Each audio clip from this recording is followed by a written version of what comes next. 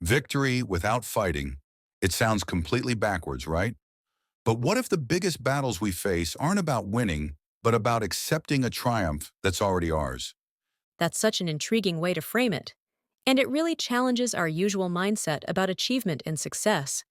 You know what this reminds me of? I was at this marathon recently, and there was this runner who kept looking back, literally stopping just before the finish line. They had already done the work, but couldn't quite believe they'd made it. Hmm, that's a perfect metaphor for what we're discussing. Why do you think we have such a hard time accepting victories that are already won? Well, I think it comes down to this deeply ingrained earn everything mentality we have. Like getting an A on a test you didn't study for.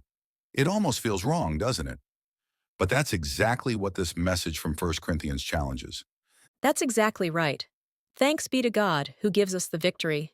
The emphasis there is on gives. It's a gift, not something earned.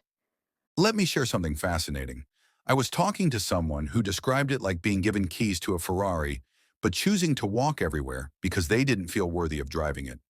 They had access to this incredible power, but couldn't bring themselves to use it. Oh, wow, that's such a powerful metaphor.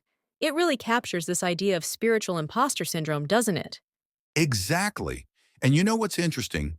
Research shows that about 70% of people experience imposter syndrome in their careers.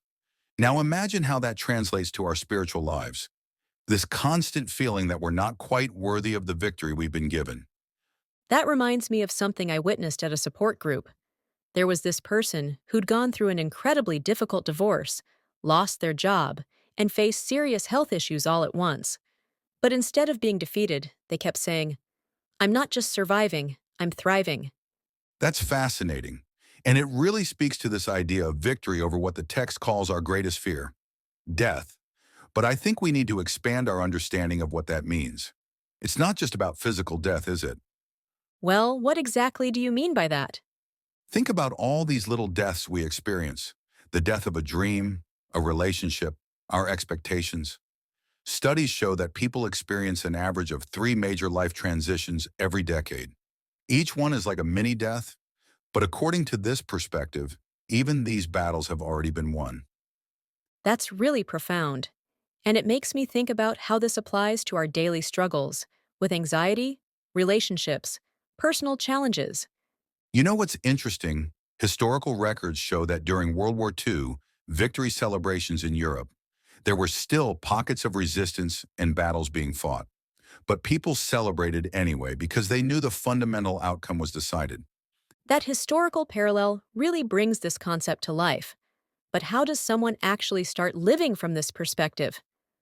Well, research in positive psychology suggests that practicing gratitude can actually rewire our brain's neural pathways. It's not just about making lists. It's about fundamentally reframing our narrative from struggle to victory. That's such a helpful way to think about it. Like watching a movie where you already know the ending. Even the tense scenes feel different. Exactly. And neuroscience backs this up. When we approach challenges from a position of security rather than threat, our brains actually process information differently. We're more creative, more resilient, more capable of seeing opportunities. That's fascinating. But I imagine this takes quite a bit of practice to implement. Oh, definitely. Studies show it takes an average of 66 days to form a new habit. But here's what's interesting. The practice itself starts changing our brain chemistry almost immediately. Every time we choose to stand in victory rather than struggle, we're literally rewiring our neural pathways. That brings us full circle to where we started. This idea of victory without battle. Maybe the real challenge isn't winning the victory, but learning to live from it. And that's the key insight here. It's not about fighting for victory anymore. It's about learning to live as people who are already victorious.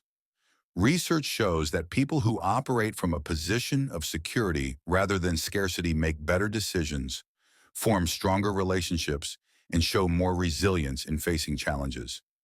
And that changes everything, doesn't it? How we face challenges, how we view ourselves, how we interact with others. Absolutely right. And perhaps that's the most profound truth here, that our greatest challenge isn't achieving victory, but fully embracing and living from the victory we've already been given. It's a complete paradigm shift that transforms not just our perspective, but our entire approach to life.